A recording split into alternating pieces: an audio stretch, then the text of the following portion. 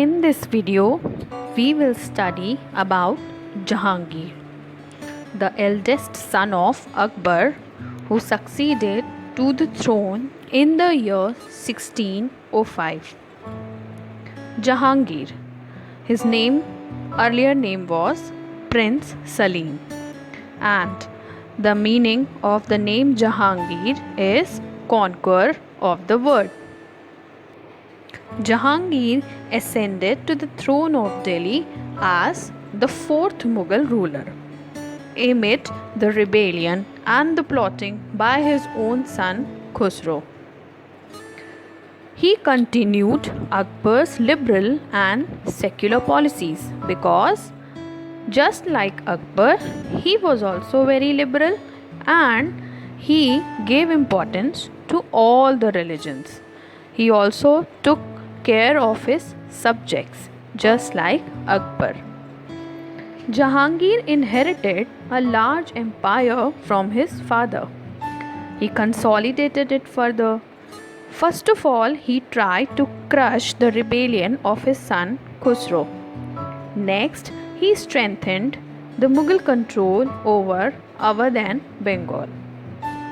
In the year 1613, he defeated Rana Amar Singh of Mewar.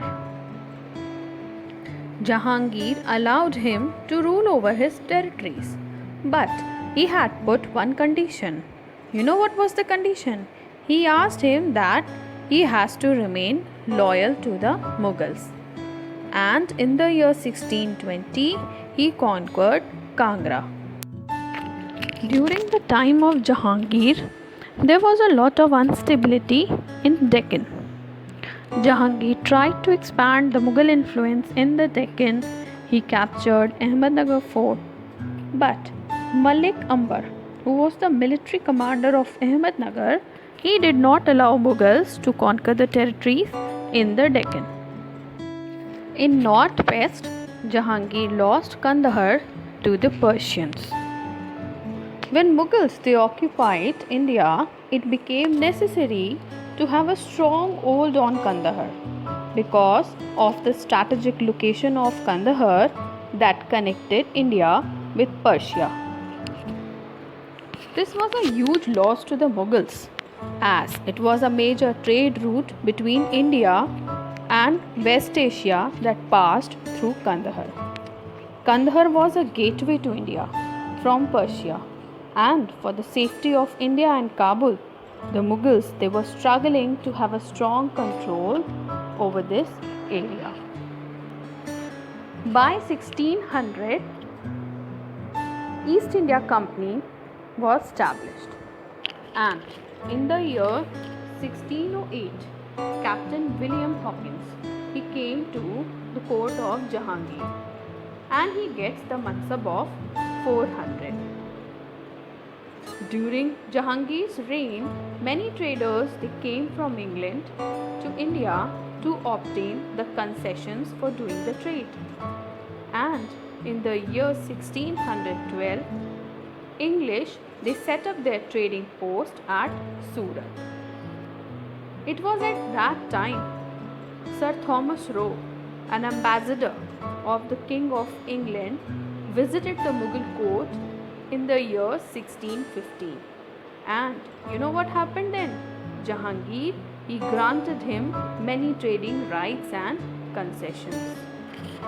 So, Sir Thomas Roe laid the foundation for the British East India Company's trade in India. In the year 1611, Jahangir married Noor Jahan. She was very talented and beautiful. He also took advice from her on important issues.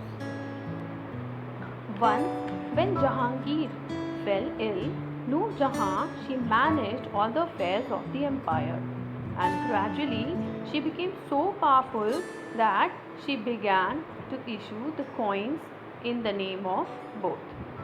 Historians believe that she was the real power during the later half of Jahangir's reign.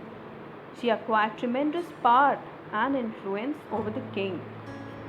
Noor Jahan's growing power and influence at the court alarmed Prince Khurram, who was later called Shah Jahan. Her efforts to promote her son-in-law to the throne made Prince Khurram revolt against Jahangir.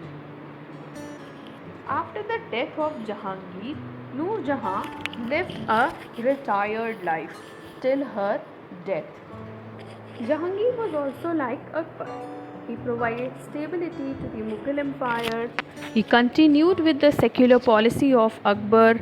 He also maintained the friendly relation with the Rajputs and married into the Rajput families.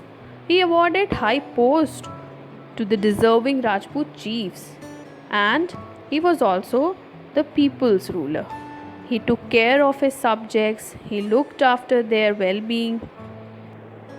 From some sources, we also come to know that Jahangir had set up a chain of justice just outside his palace, and whoever had any kind of complaint against any public official, he could ring the bell and he could directly speak to the emperor.